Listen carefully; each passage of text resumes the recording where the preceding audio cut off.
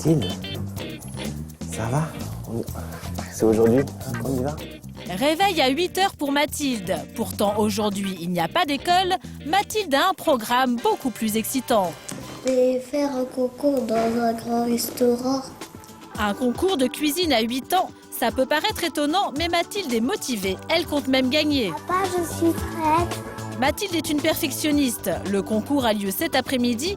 Qu'importe, elle veut encore s'entraîner. Alors, pour la 4e fois en une semaine, elle traîne son père au supermarché pour racheter ses ingrédients. Et attention, elle est intraitable sur le choix des produits. Non, mais c'est pas cela. Comment? C'est pas cela. Il faut qu'il soit pas mou. Il faut qu'il soit pas mou.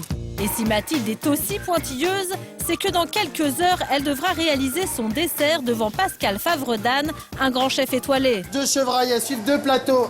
C'est lui qui anime le concours des mini-tocs depuis sa création il y a 2 ans. Tout à l'heure, il décernera le prix du meilleur mini-chef. À la clé, un dîner dans son restaurant gastronomique pour le gagnant et ses parents. Apparemment, ça motive. Voilà, ça c'est toutes les recettes que j'ai reçues pour le concours de demain. Il y en a 200. Pour s'inscrire, il suffisait d'avoir moins de 10 ans et d'envoyer sa recette au chef en respectant un thème aussi précis qu'exotique, les desserts du soleil. Certains ont été plutôt inspirés. Il y a un gâteau anti-grippe, alors il a peut-être pensé qu'il fallait partir au soleil pour pas avoir la grippe cette année. Sur 200 recettes, 5 seulement ont été sélectionnées. Parmi elles, la création de Mathilde, un dessert à base de tarte au citron et de fruits intitulé Coucher de soleil. Une recette qu'elle a élaborée avec l'aide de sa mère. Un peu plus pour faire le rebord de ta pâte. D'accord, maman. Alors tu appuies bien fort. Très bien. Et pour mettre toutes les chances de son côté, Mathilde mise sur la décoration de son dessert. Elle dessine un soleil avec des fruits. Je fais la décoration. Et son petit secret de chef, c'est d'enlever la peau des clémentines. Pourquoi tu enlèves la peau des clémentines? Parce que ça brille. Mathilde a raison de mettre les bouchées doubles, car à quelques kilomètres de là, une autre candidate s'entraide activement. C'est pas la gousse de vanille qui donne du goût, c'est les grains qui sont à l'intérieur. Marie parle comme une professionnelle, pourtant elle n'a que 10 ans. L'explication, elle cuisine depuis toute petite. Elle maîtrise des dizaines de recettes. Des crêpes, des gaufres, des cookies, des muffins, plein de choses qui sont fabuleuses. Cette petite passionnée de cuisine rêve de devenir chef. Pour elle, remporter ce concours, c'est vraiment important. Ma carrière est en jeu. Ta carrière. Pourquoi tu dis ça, Marie? Parce que si je réussis, ça me prouve que je peux faire restauratrice. Ça me prouve que je peux être une chef. Marie a élaboré toute seule son dessert. Un cake au citron accompagné de fruits frais et surtout d'une crème anglaise, un défi pour la fillette de 10 ans. Résultat, elle s'entraîne sans relâche. Elle a même transformé sa mère en cobaye. Depuis qu'elle est finaliste, en fait, elle s'est beaucoup entraînée. On a un peu marre de manger le même dessert tous les 2 jours. Mais non, elle s'entraîne. Et visiblement, l'entraînement, ça paye. Là, ils sont croustillants. Au milieu, ils sont bien moelleux. Enfin, je suis prête. 15 h, les 5 candidates et leurs familles sont arrivées dans le restaurant de Pascal où se déroule le concours. On va resserrer la toque. On va resserrer la toque. L'heure a sonné pour Mathilde et les autres candidates. La toque vissée sur la tête, elle pénètre dans l'antre du grand chef. On peut commencer alors?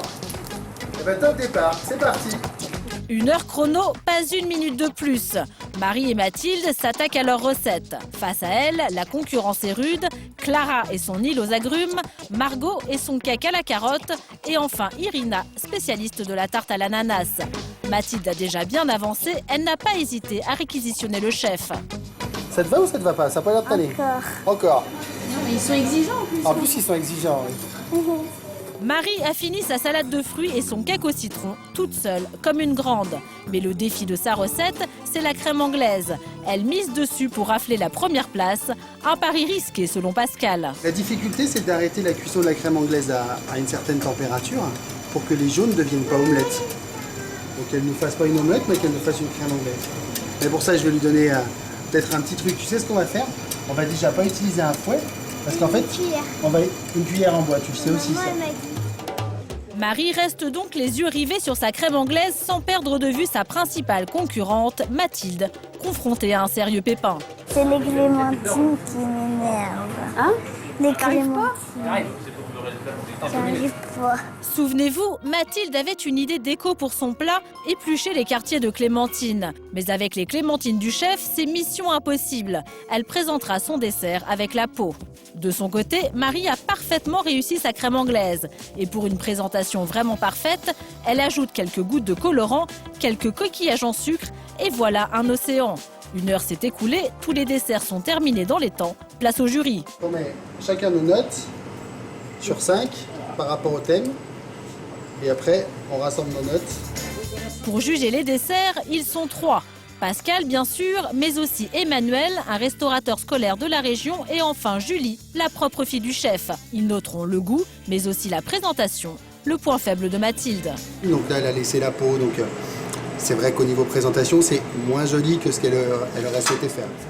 C'est au tour du dessert de Marie d'être jugée. Notre passionnée de cuisine a réalisé un plat impressionnant, sans l'aide de personne. Ça, c'est très à la mode actuellement, d'avoir présenté dans une petite tasse sa salade de fruits, ces petits poissons comme ça. Ça fait très tendance. Cela suffira-t-il à gagner le premier prix? Très vite, les résultats sont annoncés. Mathilde obtient la 2e place. Bravo! Et le titre de super gagnante est décerné à... Donc c'est Marie pour sa recette d'îlot fruité. Pour Marie, c'est la consécration. Elle gagne une invitation pour sa famille au restaurant de Pascal, mais surtout le titre de meilleur chef. C'est difficile à expliquer, mais c'est vraiment super bien. Ça me prouve que je peux cuisiner. Marie est soulagée, elle a gagné son pari. Une grande chef est née.